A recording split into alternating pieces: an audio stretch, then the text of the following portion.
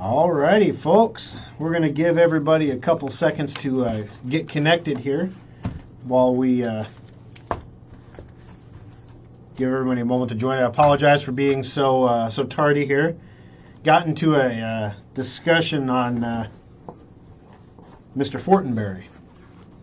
So I'm not going to go there. I mean, he's in enough trouble.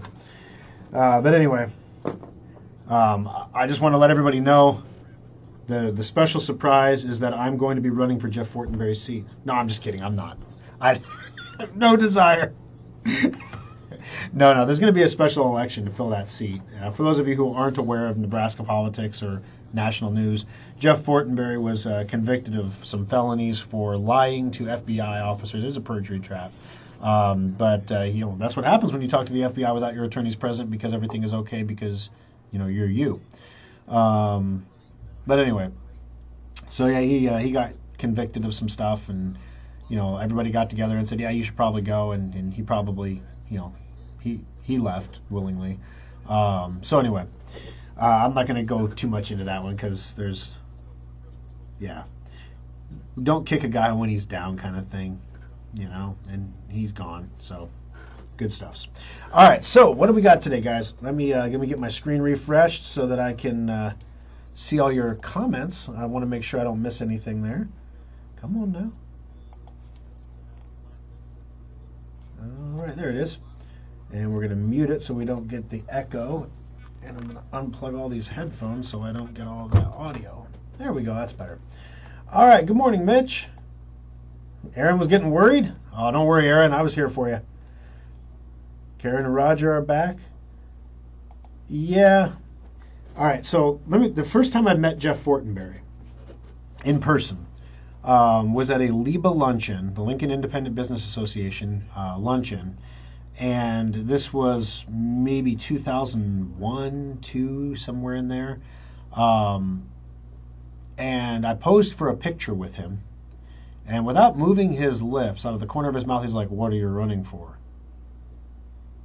Like, in other words, what's the calculus behind you wanting to take a picture with me?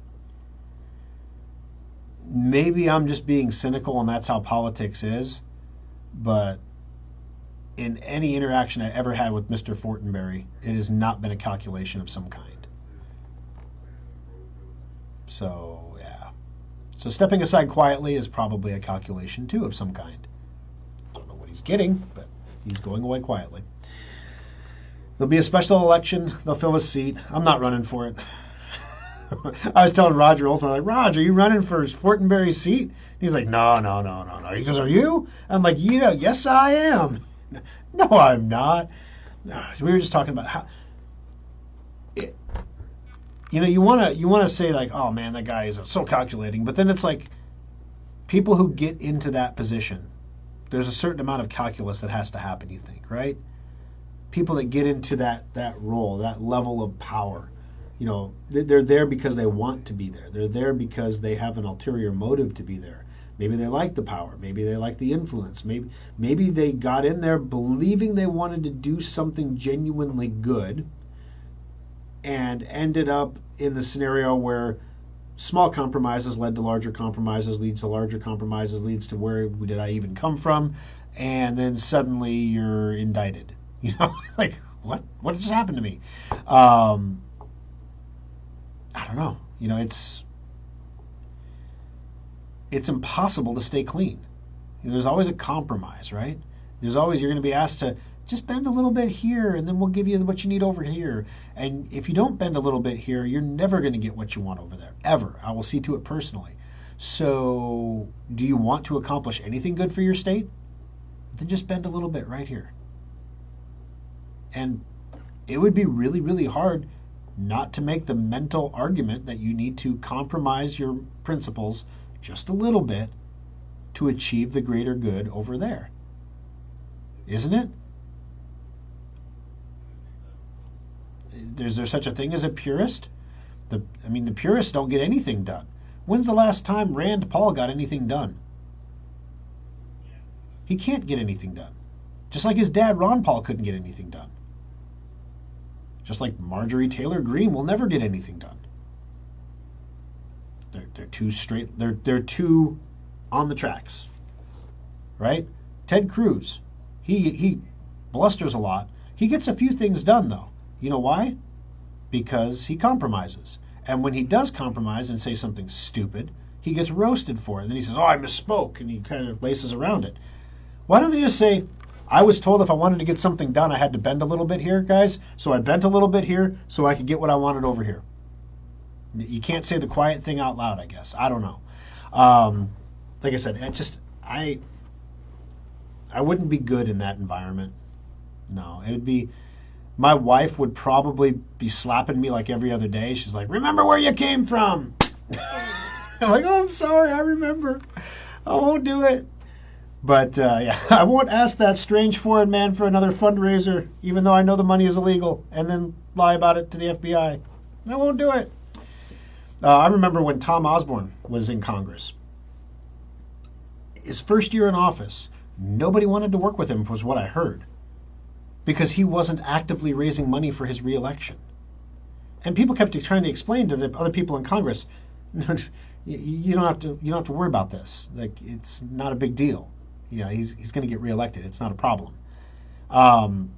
But the only math that Washington knows is how much money you've raised for your reelection. Should I work with you now, or are you going to be gone in 3 years? So anyway, I told Roger, you should run for it, Roger. I mean, it would be a short term. You wouldn't even have to serve the full 4 years. You might even get a pension out of the deal. You know what I'm saying? He's like, "I don't think I would get a pension." That was why he's not going to do it. Oh, golly. Okay, let's see. Richard, welcome. Cheryl and Rich are here. Congress can't get anything done because Pelosi is abusing her office. Well, Congress hasn't been getting anything done for a long time. I mean, when the last time that we had a budget was before George W. Bush. That's what these omnibus spending bills are. They're just reauthorizing previous spending, and it's baked in at rates of increase, right? So it's what we spent last time plus 4% or whatever. Go. And then we're going to have some amendments to program some of this money, but that's about it. There hasn't been a budget where the House passes a budget and the Senate passes a budget and the President signs a budget. There has not been a budget since George W. Bush. Yeah. Let's see. Yeah. Good morning, Nan. Good to have you.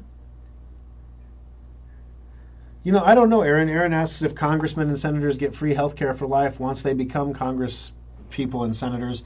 I'm not sure. I think you have to serve 1 or 2 terms to get the pension, and the longer you serve, the bigger the pension is. But I don't know how the health care stuff works. It's an automatic 10% increase in the budget? Oh my gosh. I had no idea. I didn't know it was that big. All right, so let's jump into this real quick and get started, guys. First of all, I've been seeing a lot of emails and things like that. Not emails, that's the wrong word for it. Stories, news stories on central bank digital currencies and what they are, how they work, and why they're desirable to the government. So I wanted to break this down a little bit without getting into all the super weeds on it and the conspiracy theory stuff. Like, what is a central bank digital currency? A central bank digital currency is basically a cryptocurrency without the public blockchain. So it's Bitcoin without the blockchain. In other words, it's numbers in a computer. In other words, it's kind of what we have now, except without the cash. Okay? So the objective of a central bank digital currency is to get rid of physical cash, which makes all transactions perfectly traceable, because the Fed would know where every dollar is transacted between every hand, because there's no way to transfer central bank digital currency without leaving a paper trail behind, without leaving an electronic trail behind. Number 2, central bank digital currencies are programmable currencies. That means if, let's say, a country had a lot of reserves in US dollars that were in central bank digital currencies, and let's just say that country decided to invade one of its neighbors.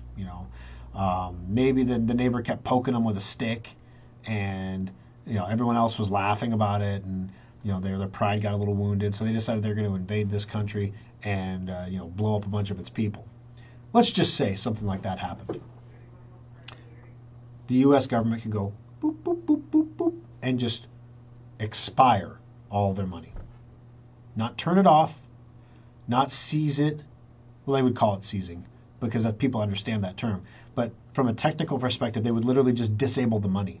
The digital equivalent of you swiping your credit card on the machine and the teller getting a message that says pick up card, which is the most uncomfortable thing. We get those messages sometimes in the shop. It says, because a customer cancels their credit card, reports it stolen, and then forgets, and then finds it, and then uses it, and then it comes up and says pick up card. Like, I'm supposed to keep your credit card and not let you have it back? It's your card, right? No, it's not. I'm supposed to keep this. What am I supposed to do with it? Like, send it to the bank? Like, what am I supposed to do with it? Shred it? I don't know. Get out of here with your card. But that's what central bank digital currencies are. They're programmable currencies. Why is that important? Central banks, from a long-term power perspective, right? The inflation policy has to be a continuous inflation of the currency. It has to be. That's the only way we deal with the debt, because there is no way to pay back the debt. So we have to make it easier to pay back over time, which if we ever stop borrowing money, we could inflate our way out of this really quick at the rate we're going, right? The problem is we just keep spending more money. And in fact, we're going to spend, inflation's bad. Let's spend even more money. It's like, oh my gosh. But central bank digital currencies would allow the government to have, as I mentioned, a complete control over who can spend money, who can't spend money. You want to give your money to a freedom convoy? Well, maybe all of your money gets turned off because that's a prohibited donation. Was it prohibited yesterday? No. Is it prohibited today? Yes. Was there an act of Congress that did that? No. Who did that? The Fed. Why did they do it? They don't have to say. You can sue them. Pay your attorney. Good luck with that. So literally central bank digital currency, and of course everyone says this isn't important, this will never happen to me, it's not a big deal. Go try to buy some rubles. Somebody was pointing out to me, this is like the 1990s when like the ruble was crashing and you could buy like 1 million rubles with $1 or some crazy number. Imagine if you'd have done that in the 90s and then you had those rubles right before the invasion and you were able to change them back into dollars. Think about how much money you would have made. Wow, maybe I should buy some rubles, right? Rubles are cheap right now. You can't buy rubles. It's illegal. You literally cannot buy rubles. Why? Because the Fed tells you can't buy rubles. Now, are you buying rubles because you want to support the Russian government? No. You can still buy rubles on eBay, like historical rubles, Russian Federation rubles, but the rubles are very expensive because you can't buy them anywhere else. So you're buying like single banknotes for, like it's ridiculous. Like it's like a penny a ruble is the exchange rate right now. But it's like $1 a ruble on eBay or 50 cents a ruble on eBay. But a penny a ruble, I mean, you could buy 1 million rubles, right? And then and then just sit on them for 10 years. And hopefully 10 years from now, they got a new leader over there because we're totally not going for regime change. We're totally not putting American boots on the ground in the Ukraine. That would never happen, and your insane conspiracy theory dreams are just that, if you ever think it would happen. It's not like anyone's saying it. But anyway, imagine after all this is blown over and Russia is decided they're good guys again. And they paid all this money to Ukraine to rebuild the Ukraine. And they're making good on everything and the sanctions come off and the ruble comes back and you could cash out your rubles for dollars and make a ton of money. I had the same thought with Venezuelan currency when Guaido was there. I was talking to Alfonso, he's from Venezuela. Like, Alfonso, man, you could help me out. We could get an attorney down there. We could open a bank account. We could buy like $500 worth of bolivars. And then when Guaido finishes his takeover of the country and it becomes a democracy, think about the vibrancy that's going to come back to Venezuela. And the bolivar is going to become very valuable and we'll make a lot of money. Well, luckily, we couldn't do it because, it's illegal because the Fed said you can't do it. They still say you can't do it. So we couldn't do it. And I'm glad we didn't do it because Guaido never really won, didn't take anything over. So, I would still have, a bucket or a pallet of bolivars in a bank somewhere and had nothing to do with them. But anyway, That's what a central bank digital currency is. It gives the Fed complete control over finance, iron-fisted control if it needs it. One of the things about money is a store of your time. So money is a physical representation of time. So you go to work, you put in your hours, you're paid an X number of dollars per hour, right? Well, you put that money in a bank account and you save it. You've literally banked your time. You've taken time, which you have a very limited supply of, and you've exchanged it for dollars, and you put those dollars in a bank account to save so that you can spend those dollars on other things that maybe you couldn't do with your time. You know, like maybe build a bathroom or a kitchen or, you know, buy a car. You can't build a car. You don't know how to do that. But you can bank your time up doing the things you know how to do and exchange your time for somebody else's time so that you can buy the car. But if the central bank can take your time from you, they can take your life from you, without their approval, you can't do anything. Are you truly free if there's a central bank digital currency that's completely centrally controlled by a central bank? That's one of the important differentiations I wanted to make here. Central bank digital currencies are controlled by a government entity, a central bank. Cryptocurrencies like Bitcoin or Ethereum have no centralized control. They don't know good from evil. They don't know right from wrong. Very much like a gun. You can have a good guy that picks up a gun and uses it to save people's lives. You can have a bad guy pick up a gun and have it be used to take people's lives. It doesn't make the gun good or evil. It's the person utilizing the weapon that's good or evil. Bitcoin is not good or evil. It's not shady or clean. It is a direct reflection of the person who is yielding or wielding the Bitcoin, right? So if Russia wants to sell oil for Bitcoin, logistically it wouldn't work, but if they did want to do that, well, it's not Bitcoin's fault. Are they evading the American sanctions? Oh my goodness. This is where I'm going with this, is that we have pushed the sanctions card so hard, so many times. It's been the soft power go-to so much that everyone's getting kind of tired of it. And the only reason that works is because everyone lets it work. So already we're seeing cracks. So India is not paying attention. They're going to trade between rupees and rubles. China's not paying attention. They're going to trade between yuan and rubles for oil and minerals and natural resources.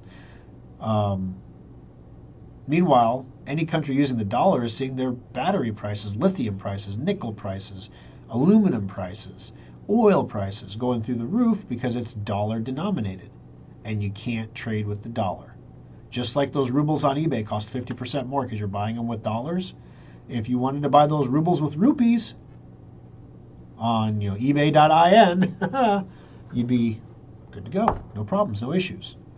So the problem is central banks want a central bank digital currency because it gives them control over their currency to the point where they can control their citizens' lives. That's why China wanted the digital yuan. Now imagine a scenario where we are in some kind of inflationary spiral, where it seems that the more money government spends to stop inflation, it just seems to get worse. Worse yet, the economy is not growing. We need the economy to grow so that people's wages can go up to keep up with inflation. But if we stimulate the economy with government money, we cause more inflation. Oh shoot, what are we to do? If you have a central bank digital currency, you can program the money.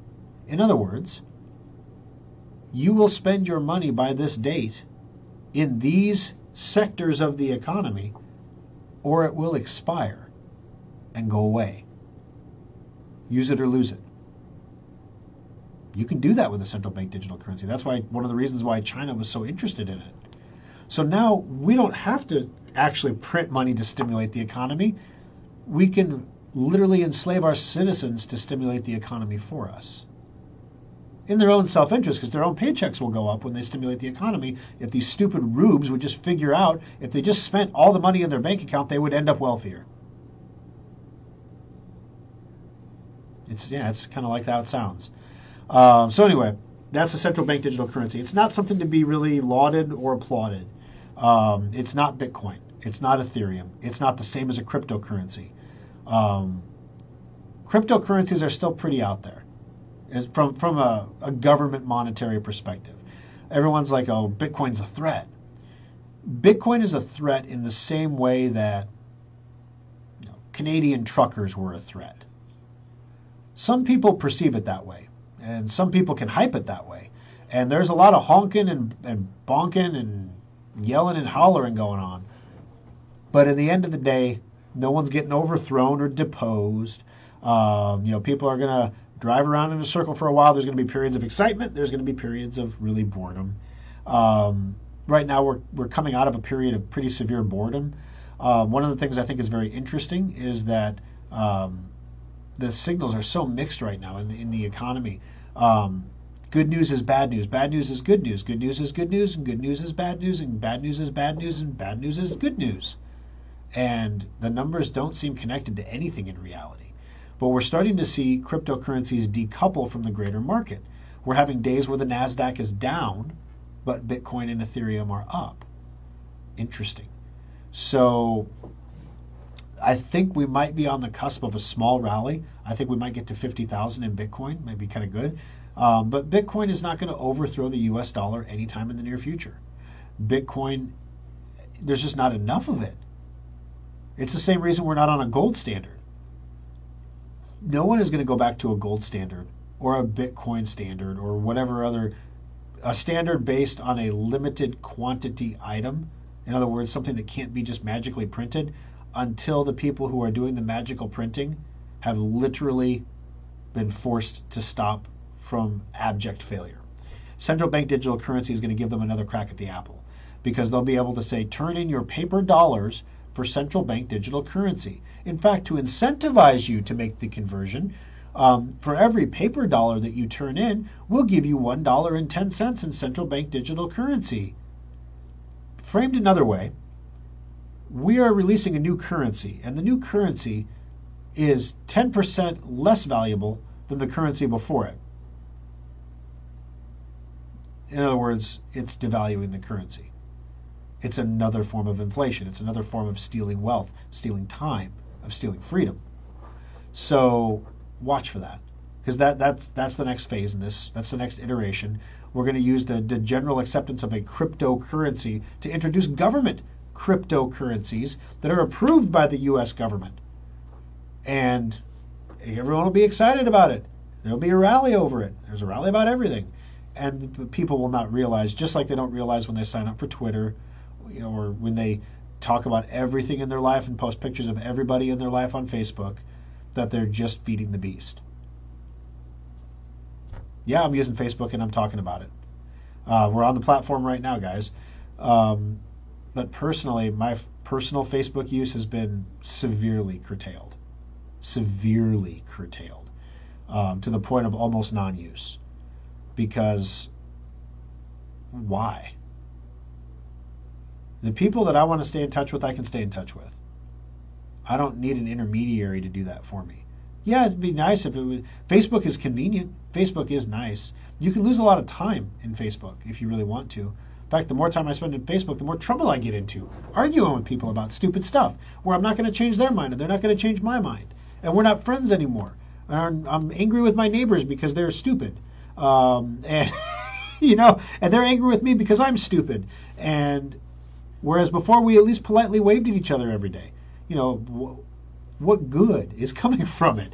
So it's one of those things. Did you hear the jokes about Elon possibly buying Twitter? Elon put up a post, and he goes, this post will have consequences, just like his should I sell half my Tesla shares or whatever's post. And he was basically talking about Twitter, and somebody said, well, yes, Elon, please buy Twitter or start another Twitter. It's like the whole start another social media thing. Social media is kind of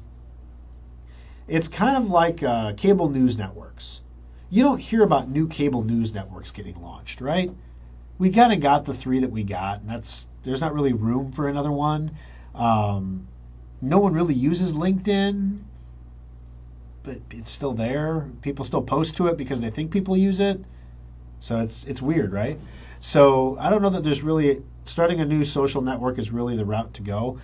Because if you start a new social network, it's going to have a competitive advantage. So far, the only social network that's started that's had any kind of competitive advantage over anybody else has been one started for right-wing people. And I can't think of a better way to add yourself to a list of people to be completely persecuted than to join a right-wing social media network. That's why I didn't do it. Like, I don't need my name on that list. There's absolutely nothing that's going to happen in that right-wing social network that I'm not going to be able to read about somewhere else. Just keep reading. Gray man, just keep reading. It's voting time, then we can talk. But for now, just keep reading. All right, let's go to comments here real quick. Make sure I'm not ignoring anybody. Good morning from Montana. Well, dang, Brian, all the way from Montana. Welcome aboard. Thank you for the audio check, Winston. Once the FBI or police show up to your door, you say, I will meet you at my lawyer's office. I don't even think you say that. I just think you pull a Jack Reacher and you just...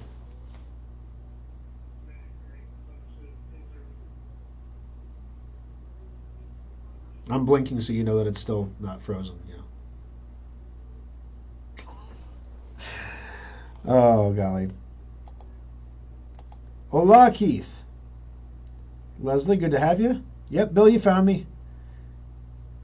Yeah, it started a little late, Mark. No, it wasn't a problem on your end. We were having conversations here, and we were talking about Fortenberry and speculating on why someone who spent his entire career protecting his power and calculating is walking away so quietly from it when he's not required to. Like, what was he offered? What's charges going to go away? Sentencing not going to be so strict? Maybe an appeal will be successful, whereas maybe it wouldn't have been before. Maybe the government's dropping some charges. Maybe who knows? Who knows what's going to happen, right? So anyway, I want to watch it though. We'll see what happens. Don't speak to the FBI without a lawyer present. Yep. Maybe you just let the lawyer speak to the FBI. I don't know. Okay, let's see here. Comments are out of order for some reason. That's weird. Okay.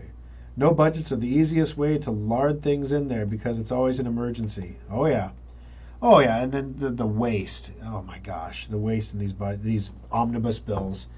And now there's earmarks again because we couldn't go without those for a while.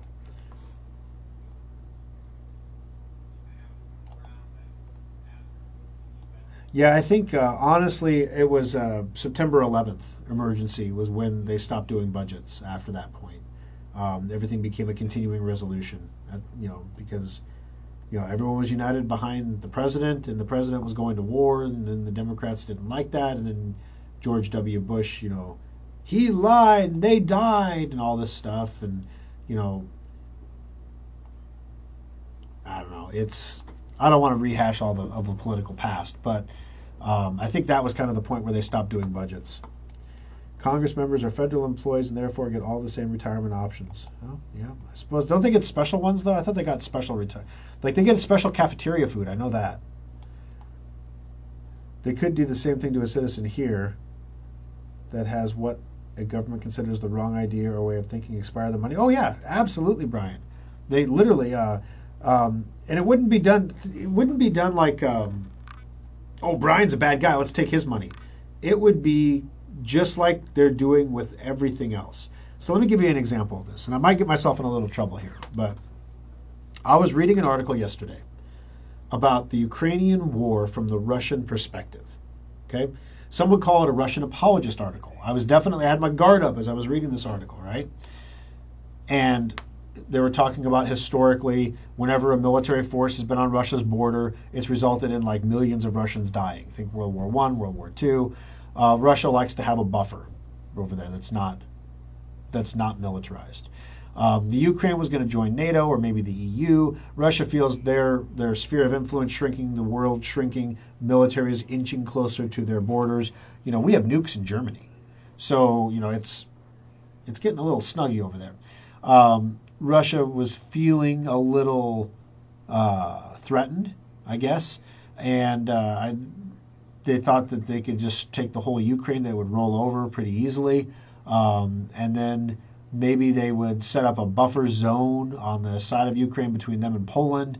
But then they would have all these resources and food and natural resources and everything else and all this additional population that would restore some of their lost prestige and power and give them a little bit more to work with rather than just oil and natural gas and lithium.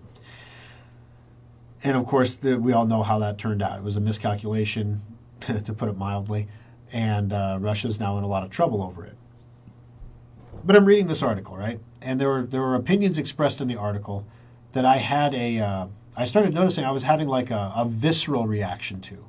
Like, well, that's not true. Or, who cares? Or, wow. And I thought, why am I feeling this way? I don't know anybody who's Russian. Like, I don't know anybody who's Russian. I've never really read much about Russian history. I don't have a particular, affinity for Russian culture or language or anything. Why am I so assertively against anything that, and don't get me wrong, I'm not saying there's any excuse for bombing thousands of civilians to death. That's not where I'm going with this. What I'm saying is, if you look at it from the Russian perspective, there were some legitimate security concerns. How they dealt with those concerns probably lowered their security, actually, rather than increasing. They screwed up. But there were some legitimate concerns there. But why was I feeling so, like, just acknowledging there were legitimate concerns felt like some kind of a betrayal, right? And I thought, my gosh, everything in the media, everything. Like, you can't even order a Moscow Mule at a bar anymore. Literally, you can't. Nobody calls them Moscow Mules anymore. My wife always drinks a Moscow Mule when we go out on date night. Now they're all something else, something other mule, a copper mule, a Ukraine mule. There's something different. They're not Moscow Mules anymore. Same thing happened with COVID. If you had any thought, set aside for a moment, whether you believe everything that was said or not, if you had any thought that deviated from the government line, you were a pariah. Let's look at masks. Same thing. Any thought that deviated from wearing a mask stops the spread of this disease, you were a pariah. You couldn't be a scientist that published a study. You couldn't look at data and make a judgment for yourself. Are you a biologist? No, but I'm not a veterinarian and I know what a horse looks like. That was great. Anyway, if you've heard that story, that was pretty... Anyway, I won't go into that one. But I realized that, our own media conditions us a lot, right? So if you were talking about a central bank digital currency turning off somebody's money, it would be something along the lines of, the climate is dying, and these evil oil companies are the ones that are doing it. We all understand that we need oil and gas, but we don't need any more oil and gas than we have now. In fact, we should be using less. We should be finding ways to use less oil and gas. And the best way to find ways, necessity is the mother of invention. If we don't increase our production of oil and gas, by necessity, we will have to find other forms of energy and ways of producing things. So, therefore, maybe we should, any money that anybody invests with oil or gas companies will be turned off. So you can choose to invest with an oil and gas company, but you might lose your money because we might just turn it off. That changes the risk profile. So you're not going to choose to invest there, which means oil and gas companies won't be able to raise capital, which means they won't be able to explore for new oil and gas, which means they will have to change their behaviors in order to be allowed to continue to do business. And it's no freedom. See, that's how it would happen. It wouldn't be like, Bill's a bad guy, turn off his money, or he's a right-winger, turn off his money. But January 6th, guys, anybody at the January 6th protest, turn off their money. That's how it would happen. It wouldn't be a one-off thing. There would be some campaign behind it. KJ, blockchain is the driving force behind crypto or any other asset. Without blockchain, it's all just another government-run enterprise. That's the entire concept of blockchain, no central authority. Yeah, that is the concept of. Then there would still be a digital ledger. It's just it would be controlled by. You can have a centrally controlled blockchain. You can have a private chain. So blockchain isn't necessarily freedom inherently. If you have a decentralized blockchain, that's cryptocurrency. That's Bitcoin. That's Ethereum. But IBM, for example, uses blockchain and supply chain management, but it's an IBM blockchain. Businesses use it all the time for logistics, but it's like an Amazon, private Amazon blockchain. It's not for public use. There's no public ledger part of it. So you can set up this technology to do just about anything you want. Coinbase is not closing, no. I'll get to that one here in just a second. What is the deal having to uninstall Gear VR every time I start my Android and reinstall Facebook? I have no idea, but do you have a set of VR goggles for your phone? I mean, I tried those out once and they weren't too bad, but if you use Gear VR, I don't know why you have to uninstall it when you restart your Android. Unless maybe your Android's really old, I guess. That could be it. I think in Sweden there is now a credit card that automatically turns off your ability to use the credit card if your carbon footprint for the year is too high. For real? How do they know? Good morning from Seattle. Even further west than Montana. Bob from Seattle? Are you hiding in a bunker? Do they know you're listening to this program? I don't know. How many feet are there in a yard? Answer, I don't know. I'm not a podiatrist. Wait a minute. Why are you turning off my money? I'm not a bad bill. Yeah, usually. All right, so I mentioned there's something going on with crypto. Gate.io. If you may have gotten an email over the last few weeks on this, at the end of the month, Gate.io is closing off business for North American customers. Excuse me. Oh, my. No explanation was given. No explanation believed to be required. North America, or so U.S., Canada, Mexico, a lot of Western countries losing access to Gate.io. Kind of a punch because there's some cryptos that I deal with that I can only buy and sell on Gate.io. So anyway, yep, they're closing off access. If you have money at Gate.io, I would encourage you to start the process of moving that money out now. It can take time in some cases to move your money, especially if there's an issue, especially if you have not completed the Know Your Customer requirements yet. You do not want to be in a situation on the first of the month where you still have money in there that you can't get out because of some bureaucratic rule that you end up forfeiting because they told you you'd forfeit if you didn't get it out by the end of the month. They gave you a month. So anyway, I moved the last of my funds from Gate.io. I might try to squeeze in one more sale of my Chia coins and things like that before the end of the month. So before I have to try to see if I can get a Binance account to do that. I don't know if Binance US allows you to trade those coins or not. But anyway, it's Gate.io that is ending service, all services for North American users. Not just liquidity mining, not just derivatives, not just futures, all services, including spot trading. So make sure that you have your money out of Gate.io at the end of the month so that you don't get caught. You have a little bit longer than the end of the month. If I tell you the end of the month, you'll get out by the end of the month. If you're stuck there on the 1st, you'll still be okay. You don't want to be there on the 1st. The longer you wait to get out, the more likely it is there's going to be a problem that prevents you from getting out. Whenever you have an exchange like this that starts acting funny, limiting half of the world, for example, get out. Think about the amount of liquidity that they're losing from their network by limiting half the world. Do they have the funds for you to get out? Get out. Always run fast. Always run fast when something like that happens. Get your coins. Keep your coins. Okay. So, what's the surprise? Yeah, that's what y'all been waiting for, right? What's the surprise? So, we're not going to launch this right yet because we're still working on some back-end stuff. We need a little bit more time. But we came up with a name for it. And it's corny as hell, I know. But literally, I thought about this for months. But this is our computer lending, leasing program that we're putting together over at Schrock. And it's hilarious because the week that I'm going to talk about this, it comes out with a story that Apple's got a new program where you won't actually buy your iPhone. You'll just use it and pay a monthly fee, and at the end you turn in the phone and you get a new phone.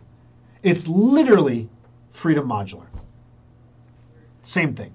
That's what we're going to call it. We're going to call it Freedom Modular. All of my guys rolled their eyes. The lovely Kimberly rolled her eyes. And I said, give me something better, guys. I've been asking for months. Nobody's got anything better. Freedom Modular. Why is it Freedom Modular? I was trying to come up with a word that expressed that the computer would never be obsolete because you can always trade it in for a new one. That it would last forever because you could always trade it in for a new one. That would be free of hassle because it always has a warranty. That it would, all of the positive things about this, but I was using like thesaurus.com and, Everlast. I can't really use Everlast because that's already like a brand. I don't want to do that. And then, it's like Everlast. I could see the jokes. Yeah, everlasting payments. That kind of thing. So, you think about that and you're like, oh gosh, what can we call this thing? And then the thing that occurred to me is what you're trying to get from this. If you don't want to own your computer, why would a person not want to own their computer? There are a few specific reasons I could think of why. Number one, someone is at the point of their life where they're not interested in spending $1,000 on a computer that's going to last them the next 10 years. Why? Maybe they have cancer. Maybe they're a little older. Maybe they just don't have $1,000. There could be a lot of reasons why. Number two, owning a computer has a certain cost of ownership involved. It's never just the price of the computer. There's maintenance, there's upkeep, there's warranties, there's protection, there's security, there's data transfers, there's all kinds of extra things. Some of those things we can mitigate. And some of those things are actual costs of ownership, like security software. That's a service that's provided continuously. You do have to pay for that. But there are other things like the warranty, for example. That's optional.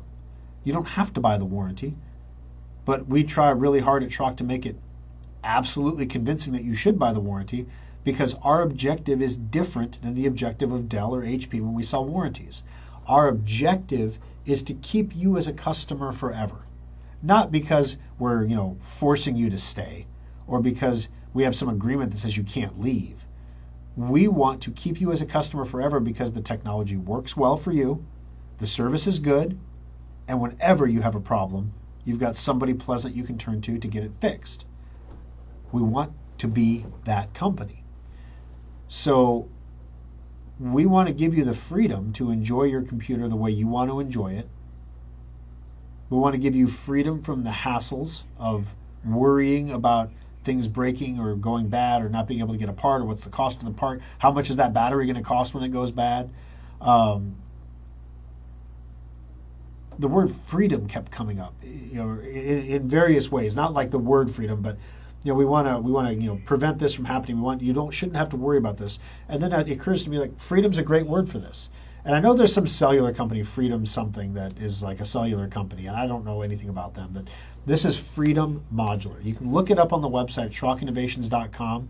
I believe it's under services, because there was some debate. Should we put it under computers? It's not really a computer, because the way this works is you pay a fixed monthly price to have a computer that's completely supported by Schrock. If it breaks, we fix it. You get a Schrock Desk subscription as part of this. So you're going to pay, roughly $30 a month for the computer. If you're subscribing to Schrock Desk right now, you're going to pay the same thing, but you're going to get a brand new computer. Term is 3 years, 36 months. So you'll have the same computer for 3 years. Most people are ready for a new computer after 3 years. Most normal people with modular computers keep them a lot longer. What happens at the end of 3 years?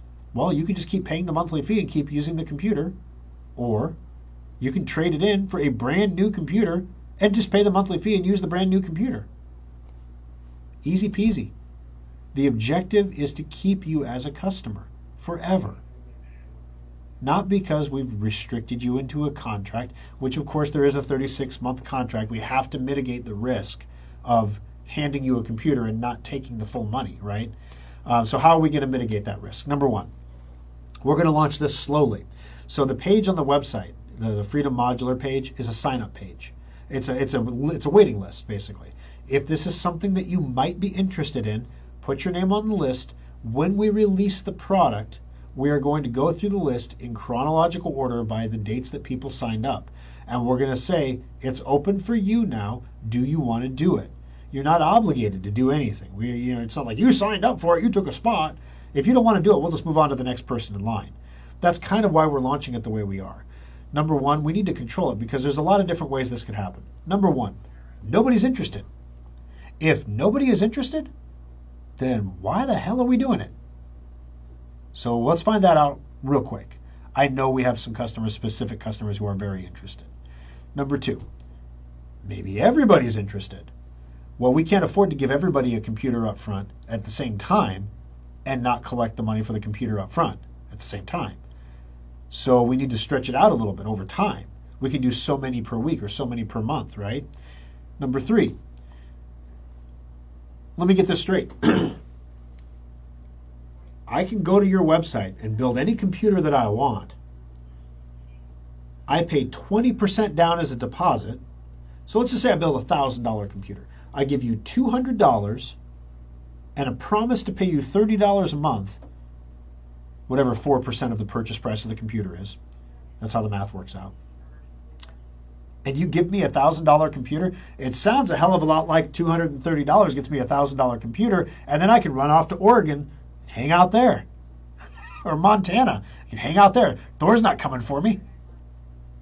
Yeah, that's a concern, right? That's part of the risk we have to mitigate. So the way we're mitigating the risk is we're keeping it in the family to launch it. So customers can get in on Freedom Modular if they are an existing customer of Schrock Innovations by the end of this month. You must have a previous purchase on file of something, anything, a maintenance certificate, anything, secure updater, anything, so that you're an established Schrock customer or you can't sign up. So there you go. Those are the rules. Got to be an existing Schrock customer. We're going to release them at an undetermined number per month based on interest, based on cost, based on payment history. If things start going south, if we have 100 computers out there, but we're only collecting 30 payments successfully every month, and it's looking like this is going to crash and burn, we're probably going to stop. But that's why we're going to keep it in the family at first, so that we have trusted customers who know us, who know what we do, who we trust. We know you. You've been a customer for years. And, if there's a payment that gets missed or late because of life or whatever, we're not going to roast you over it. You've been a customer for years. Now, we have to put a limit on that, right? So we say if you go 90 days out, that's when things start to get a little hairy. 3 months is a lot of time. So, what happens if somebody dies in the family or something? It's like, it's very possible you could miss a payment or two because you're dealing with things. So we want to make sure. That's why for this program, you have to have a payment method on file. It has to be a program payment. So that means we have to have a debit card or a credit card on file. So there is no checks. No, I pay 6 months in advance every 6 months, or can I, we don't have the logistic capability to deal with all that right now, where this is so much new at one time. Maybe at some point, like right now, we're not doing credit checks either. That's one of the reasons why we're keeping it in the family. Yeah, if we open this up to the public, we would have to put some kind of credit check in place, right? We can't just give computers out to everybody. That's a guaranteed way. Here's a $1,000 laptop, sir. Here's $200. Next day we see our laptop on Craigslist, or up on Facebook Marketplace for sale for $800. And then we never see the payments. And so then, we go after the guy. We sell it to a collection agency, and then, they never collect or whatever. That's not what we're in the business of doing. We don't want to do that. We're in the business of helping people make their technology work. That's what we want to do. So that's Freedom Modular, guys. So the explanation is on the website, SchrockInnovations.com. Go up to Services, click on the drop-down. You'll see Freedom Modular there at the bottom of the drop-down. But everything I just explained to you is written out on the page. At the end of that page, if it's something that you think you want to sign up for, you can complete the form at the bottom of the page and sign up. If you have questions, issues, problems, feel free to reach out to me or to any of our staff. Everyone is familiar with that page on the website. They know that the page is there. Some of my staff is more familiar with the Freedom Modular concept than others. It's not an official product offering yet, so it's still kind of in the rumor mill phase.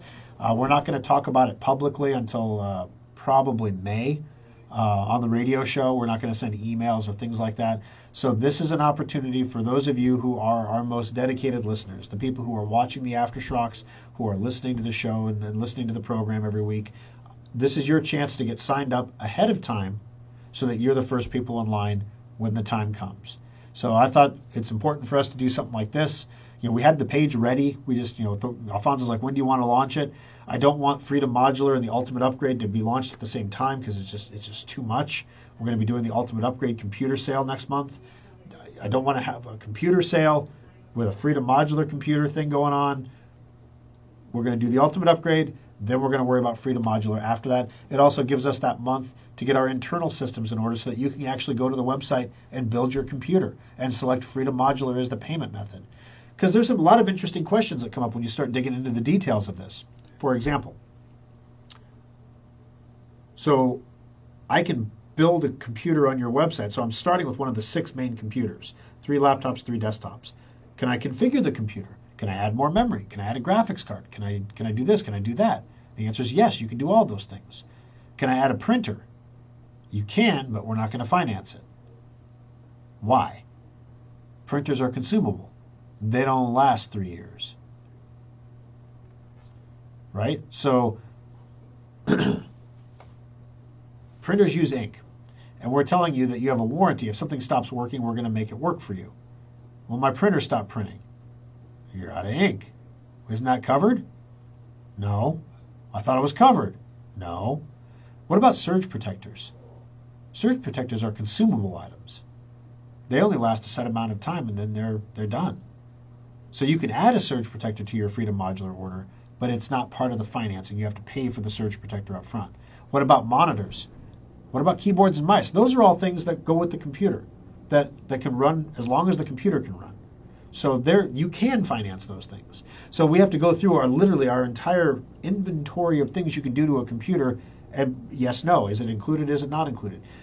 We have to write a new order flow because we don't want to offer you a warranty on your Freedom Modular computer because it comes with a warranty.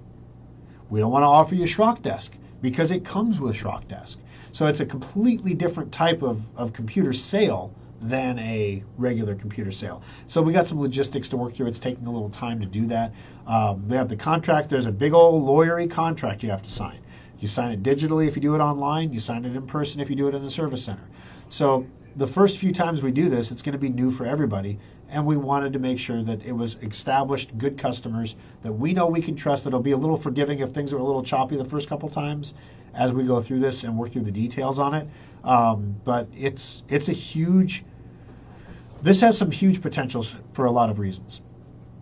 Number one, from a consumer, from a customer perspective, you're going to save a ridiculous amount of money over buying a computer. Whereas most subscriptions end up costing more, like an Office 365 subscription costs you more over 5 years than just buying the software up front. So logically, at some point, they're just going to tell you can't buy the software anymore. You have to subscribe to it. And then, you're stuck. Well, this is the opposite of that. You actually save money. If you bought the computer and added the Schrock desk and added the warranty to it and took that cost over 36 months, you're going to be paying less on Freedom Modular than you'd be paying for the computer and the cost of ownership. So you're actually going to be saving money. So that's good, right?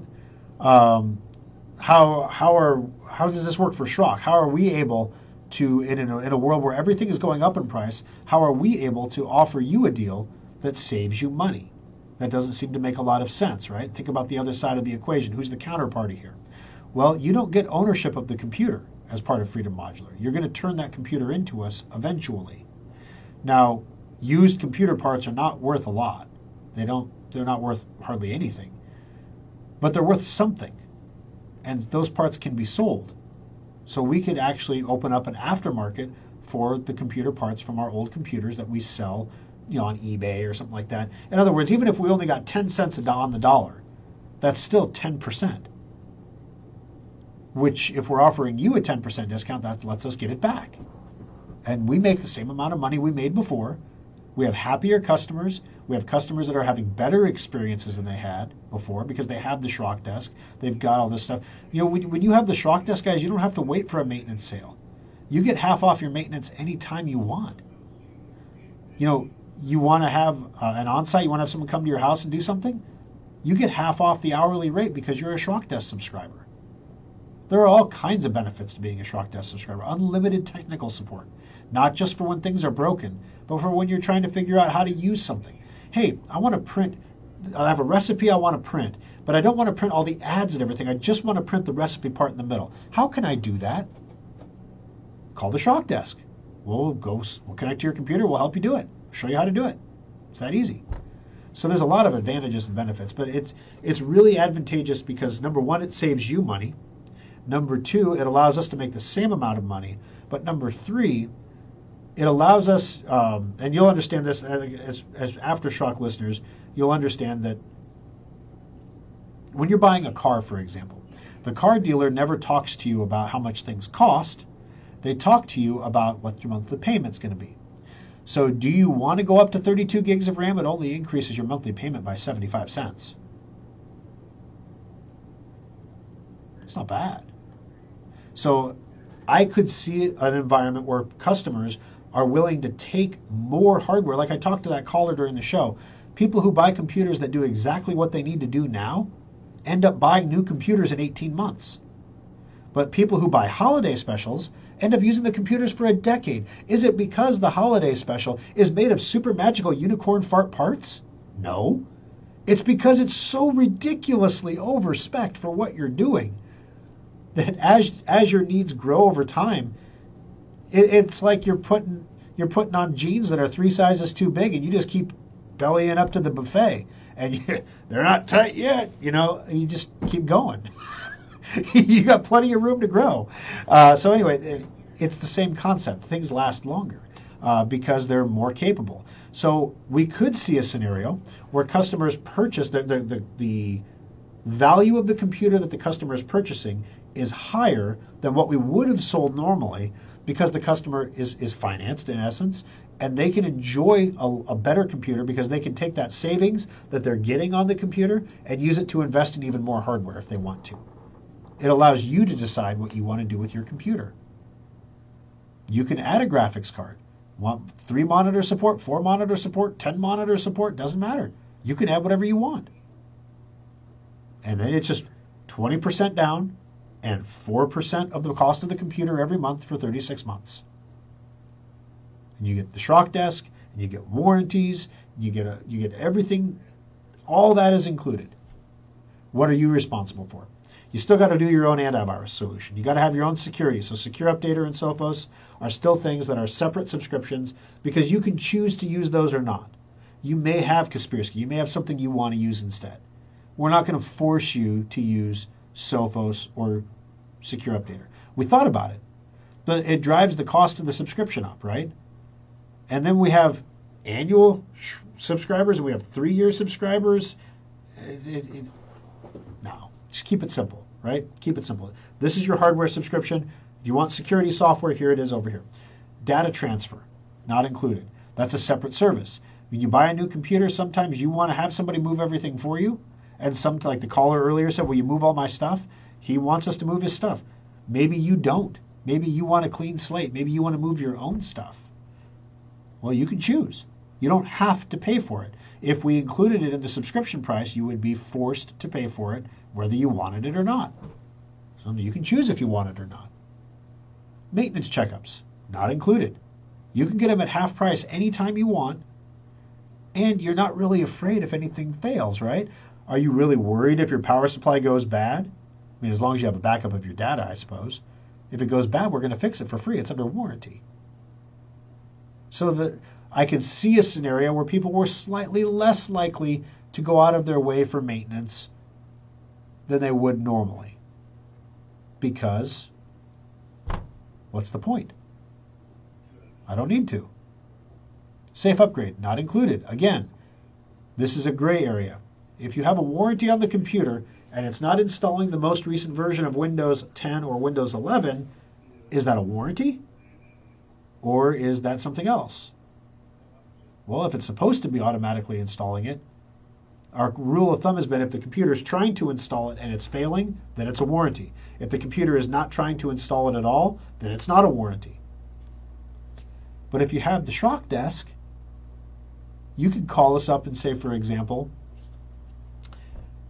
I'm curious why my computer is not trying to install the newest version of Windows 10 or Windows 11. Can you look into that for me? And sure enough, we'll look into it and say, well, Microsoft has just deemed that your computer, it's not that time yet. Well, can we manually do that? And then we're on the Schrock desk. We're already connected to your computer. What do you think is going to happen? We're just going to do it. Because otherwise you just call back in 2 months and want us to do it then. We may as well just get it done and provide good service now, right? So that's where I'm going with this, guys. It's going to save customers. This is one of those rare scenarios where our customers are going to save good money across multiple demographics of people who are getting into Freedom Modular for different reasons. Some people, this might be the last computer they buy. Some people are on a fixed income and they can only afford X number of dollars per month and they want to get a computer, but they don't want to spend $700,000, $900,000 on it. Some people want the convenience of having everything covered. They don't want to have to worry about it. Freedom Modulars works great for them too. So there's a lot of different reasons. And then some people will still just want to buy their computer and own it because they own things. They're owners. They understand that with Freedom Modular, you get all these benefits, all these services, but you don't have any ownership of the hardware. It's not your computer. At the end of the 3-year term, you have to turn it in. If you want out of Freedom Modular, you have to go buy a computer. That's how you get out, because you're going to have some place for us to move your stuff to, right?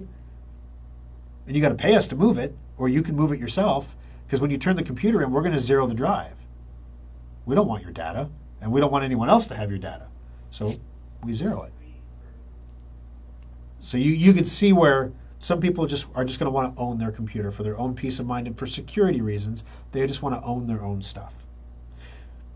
So we have a solution for everybody with Freedom Modular, and it's going to work out really well. So let me see if there's any comments here. What if I want to lease some Bitcoin mining rigs? Well, unfortunately, you can't mine Bitcoin with computers anymore. You have to have ASICs to mine Bitcoin, and we don't sell ASICs. Let's see. Computer's not loading pictures on Facebook. A description of what the picture might be, where the picture should be located. Yeah, that's odd. Try a different browser first. See if it's a browser setting, but also it could be if your internet connection is failing or slow. If it's too slow, it could be timing out. Lease computer. What happens if you're unable to fix a computer? For example, if parts are not available.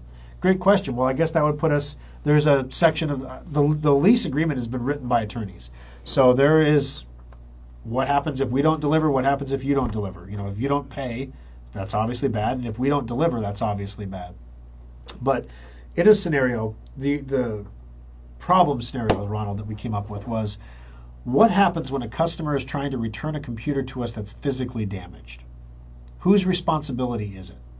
So let's say it's a laptop, and let's say the screen is shattered. Well, you have a warranty on the computer, but the warranty excludes physical damage. So if you drop the computer and crack the screen, you just have to keep paying $30 a month to have a computer with a cracked screen.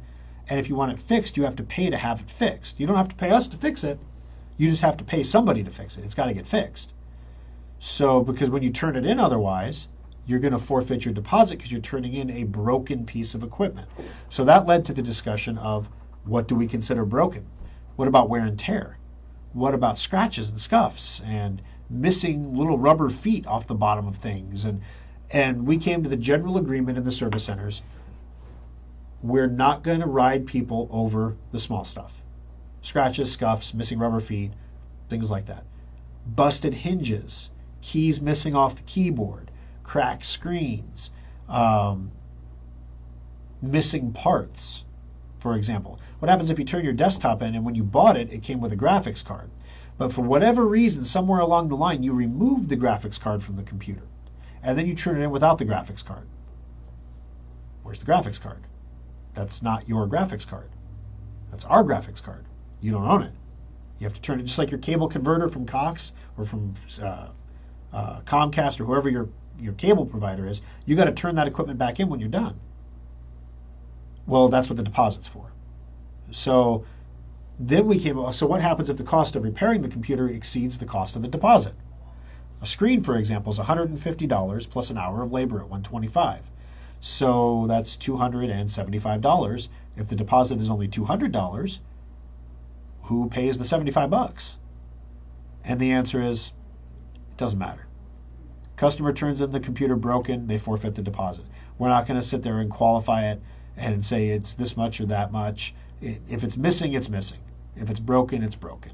If it's broken, there's no deposit. If the price to fix it is cheaper than the value of the deposit, then you should elect to have it repaired before you turn it in to us, because then you'll get some money back. If the cost is more expensive, obviously you would not fix it and just turn it in. There you go. We wanted to avoid situations of, oh wow, this one's got a scuff on it, so I'm going to pour a bucket of lemonade in it so that I get a new laptop that doesn't have a scuff, because I got a scuff on it and I don't like to have scuff stuff. So we had to exclude physical damage. So that's where that came from. If we're unable to fix the computer entirely, I think the world has much bigger problems than our leased computers, Ron. I suppose if we were unable to repair it, we would replace it with a new model. I have a MacBook Air. If I remember correctly, you can't open the case. Yeah, you can totally open the case on a MacBook Air. In fact, you should open the case or at least blow it out, because it does have a fan. The thing is, everything is chip on board, so we can't upgrade the memory. We can't upgrade the hard drive. Everything is part of the computer in one piece. But it still needs to be blown out. It still needs to have maintenance done. It still has operating systems that need to be upgraded. It still has the potential to become infected with viruses and malware. There's lots of things to check on a Mac to make sure it's running as efficiently as it can run, and we do check all those things, as well as the speed of the solid-state chips on the board. We can't do anything if they're slow, but we can at least tell you that's why your computer's running slow, and that you might need to get a new MacBook at some point in the future and make sure you have a backup or a time machine backup of your data. If you return it broken, would that keep you from signing up to get another one? No, not at all, Aaron. I don't think so. You got to understand. Let's say you hand back a laptop to us with busted hinges and a busted screen. What are we going to do with that laptop?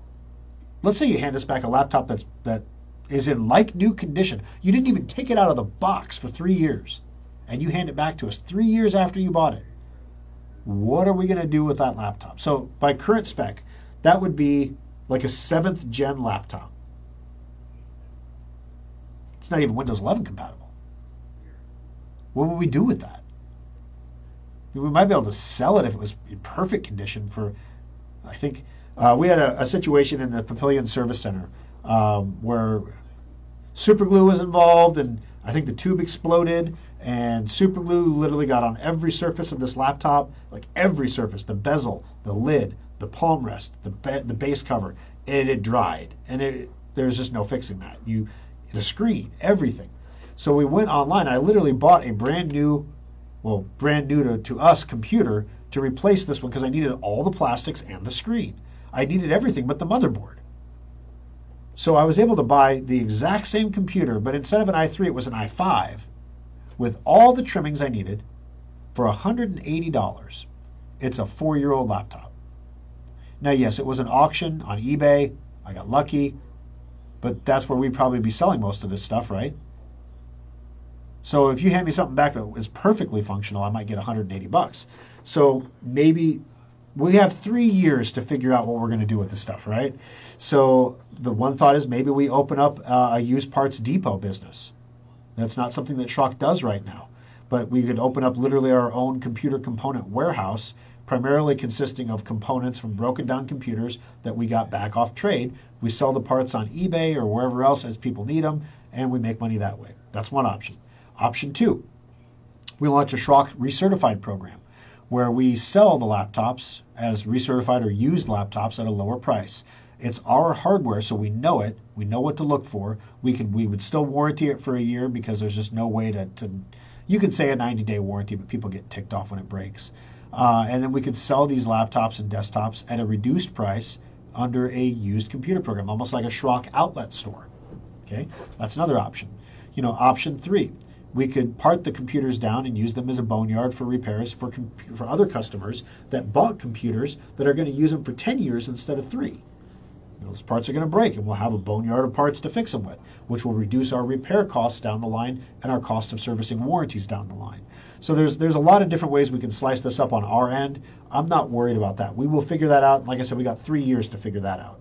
The big thing up front that I'm concerned about is what's included, what's not included, and how is it going to save our customers money. The upfront impact on Schrock is obviously lower cash flow, because you're giving us a deposit plus 4% per month. It takes us like 16 months to break even, 17 months, something like that, on the cost of the hardware alone. So it's a sizable investment. For the first year, we're going to really take a gut punch on this, like big time. But after that, then we're made whole again. And that's why we want to start it kind of slow and ramp it up so that we're constantly, a year from now, a year and a half from now, we're like, the pain is going away. Oh, it's getting better. Because we don't want to run ourselves into bankruptcy giving away hundreds and hundreds of computers to people because, it's a great deal. Even if they all pay their bill every month, we would be just as bankrupt. So we don't want to do that either. We don't have, we're not the Fed. We can't just print money. So I hope that makes sense to everybody. I hope everybody understands how the program works and what it is, what the intent is behind it. I have to tell you, I am the driving force behind this program. Like this is an idea that I had years ago that I've been trying to find a way to implement, that I think we finally figured out how to make the math work. There are other elements in the Schrock organization that are like, we're not Blue Hippo. You don't come here for the $30 a month laptop. That's not who we are. That's not what we do. I'm like, well, if you stop changing, you kind of die. And, everything is going subscription now. And people say they hate it, but they keep subscribing to things. So what if we gave people a choice? Let's see if people really hate subscribing or if they like subscribing. You can buy it if you don't want to subscribe to it. We don't care. We'll sell it to you. Cash up front. Bling, bling, chicken wing. Works out for me. Speaking of which, I want to shoot a thank you out. The other day, we had a customer that came into the service center and asked us if we still take checks. And I said, well, of course we take checks. A lot of places don't take checks anymore. Some places don't even take cash anymore, especially larger bills. So somebody said, do you take checks? And I said, yes, we do. And I said, we don't really mind it. We very rarely have customers write us bad checks. Very rarely. When it does happen, most of the time we're able to get the money and make it right. It's just a misunderstanding. I think I can count on one hand the number of times in a decade we've had customers maliciously give us a check that they knew was bad, that they had no intention of honoring. The other thing is, it saves us a boatload of money.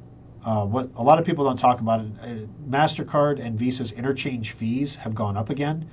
The interchange fee is the amount of money that Visa and MasterCard, the companies, collect, and they charge that to the banks that issue the cards. The banks recover that money by charging merchants higher percentage rates on the transaction fee.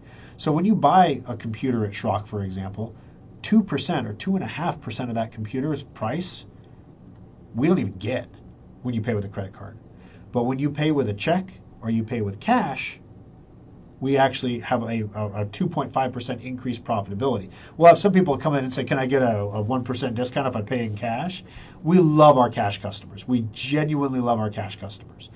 I can't offer you a discount. It's not like the cash credit price at the gas station. So we don't do discounts for it. But if you're in a situation where you're coming into the service center, you're thinking about buying a computer, especially a higher dollar thing like that, if you do use a check, just know that it saves us a little bit of money and helps us keep our prices down in a time where everyone else's prices are going up.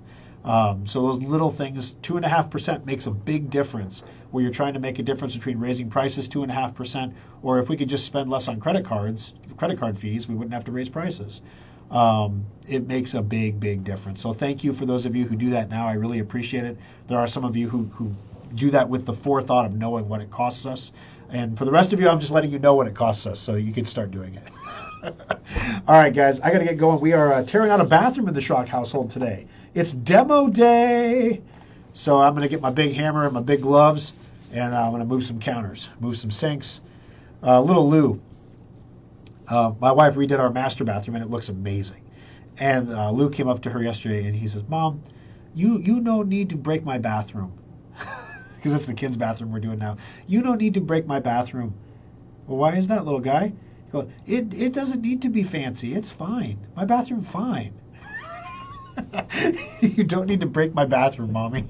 Because, yeah, Katie came into the master bathroom one day, and we had it torn apart for a week, and she wanders in there, and, she comes in doing the little girl potty dance, coming running around the corner, and she screams, "Where's the toilet?" She just realized the toilet's gone. Like we bought a new toilet. So she's like, the toilet's gone. And she had to run all the way to the other bathroom and go to potty in there. So, yeah, so we're going to be, we're not tearing the tub out and all that, but we are taking out the counters, the mirror. Do you know anybody who needs 2 giant mirrors? One of them's 8 feet long. The other one's nearly 8 feet long. Those big, builder grade mirrors. I got 2 of them, and I'm literally going to pick up a glass cutter on the way home so I can cut them down to get them in the truck so they don't shatter in the back of the truck while I take them to dump them. So if you know anybody who needs mirrors, shoot us a message, and we can arrange a pickup time where you can come get some giant mirrors. But they're expensive mirrors to buy. Like if you were going to buy them, years ago they were $300 a mirror, so I can't imagine they're $600 or $700 now. But we put them up for free on Facebook, and no interest whatsoever. We're not looking to make any money on them. We're just looking to get rid of them. And they're really heavy. I don't want to move them. So I'm going to cut them into pieces today and move them that way. Otherwise, you can come move them. All right, guys. Schrock with tools. I don't know about that. You're a smart man. That's why the lovely Kimberly is doing the constructing, and I am doing the destructing. So you see how that works? And she doesn't let me use the power tools. She's got some mean-looking tools to take tile off floors. She's using the angle grinders in there and stuff, just knocking out. She's got some tool that's and the tiles just pop up off the floor. And she went to buy it at Home Depot. I think it was Home Depot. It was either Home Depot or Lowe's. She's been treated poorly at both places. And the guy that sold her the tool literally looked at her and said, "Ma'am, this is a pretty destructive piece of equipment. Are you sure you're okay with this?" In other words, you're a girl, so are you sure you're okay with this really destructive piece of equipment? And it's designed to rip tiles off the floor. She looked at the guy, she goes, "Yeah, that's kind of the point, right?" We're going to rip tiles off the floor, buddy, without destroying the subfloor. This is the tool for the job. Yes, it's a mean, nasty tool because it's a mean, nasty job. So I love my wife. She's amazing. She does crazy things, and she does them so well. And then she's all like, "Oh, I don't like it." I'm like, "Oh, it's amazing. What the hell's wrong with you? All I see are my mistakes." No one sees your mistakes. It looks amazing. So little Lou, sorry, buddy. We're tearing your bathroom up today. It's demo day. All right, guys. Have a great afternoon. We'll see you next week.